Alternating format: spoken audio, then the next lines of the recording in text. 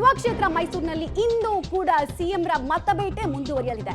ಮತಬೇಟೆಯ ಜೊತೆಗೆ ಸ್ವಕ್ಷೇತ್ರದಲ್ಲಿ ಆಪರೇಷನ್ ಹಸ್ತ ಕೂಡ ನಡೀಲಿಕ್ಕಿದೆ. ಮೈಸೂರಿನ ಚಾಮರಾಜ ಹಾಗೂ ಚಾಮುಂಡೇಶ್ವರಿ ಕ್ಷೇತ್ರದಲ್ಲಿ ಸಿಎಂ ಸಭೆಯನ್ನ ಕರೆದಿದ್ದಾರೆ.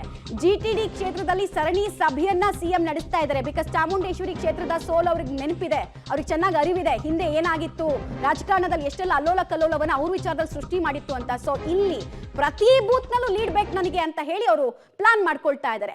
ಪ್ರತಿ ಬೂತ್ ನಲ್ಲೂ ಲೀಡ್ ಸಿಕ್ಕಾಗ ಮಾತ್ರ ಕ್ಷೇತ್ರವನ್ನ ವಶಕ್ಕೆ ಪಡೆಯೋದಕ್ಕೆ ಸಾಧ್ಯ ಅನ್ನೋ ಫಾರ್ಮುಲಾದ ಅಡಿಯಲ್ಲಿ ಸರಣಿ ಮೀಟಿಂಗ್ ಗಳನ್ನ ಮಾಡ್ತಾ ಇದ್ದಾರೆ. ಜೊತೆಗೆ ಆಪರೇಷನ್ ಹಸ್ತ ಎಷ್ಟು ಅನಿವಾರ್ಯ ಅನ್ನೋದನ್ನ ಅವ್ರ ಮಾತಿನಲ್ಲೇ ಅವ್ರು ಹೇಳಿದ್ರು. ಇನ್ನೂ ಮುಂದಿನ 10 ದಿನಗಳಲ್ಲಿ ಅಂದ್ರೆ ಚುನಾವಣೆ ನಡೆಯೋದಕ್ಕೂ ಇನ್ನೂ 10 ದಿನಗಳ ಹಿಂದೆನೆ ಎಷ್ಟಾಗುತ್ತೋ ಅಷ್ಟು ಆಮದು ಮಾಡ್ಕೊಳ್ಳಿ, ಕರೆಸ್ಕೊಳ್ಳಿ, JDS ನಿಂದಲೂ ಕರೆಸ್ಕೊಳ್ಳಿ, ಬಿಜೆಪಿ ಇಂದಲೂ ಕರೆಸ್ಕೊಳ್ಳಿ, ವಾಟ್ ಬೆಸ್ಟ್ ಕಾಂಗ್ರೆಸ್ ಆಫರ್ ಮಾಡಬಹುದು ಅದೆಲ್ಲವನ್ನ ನೋಡ್ಕೊಂಡು ಮಾಡಿ.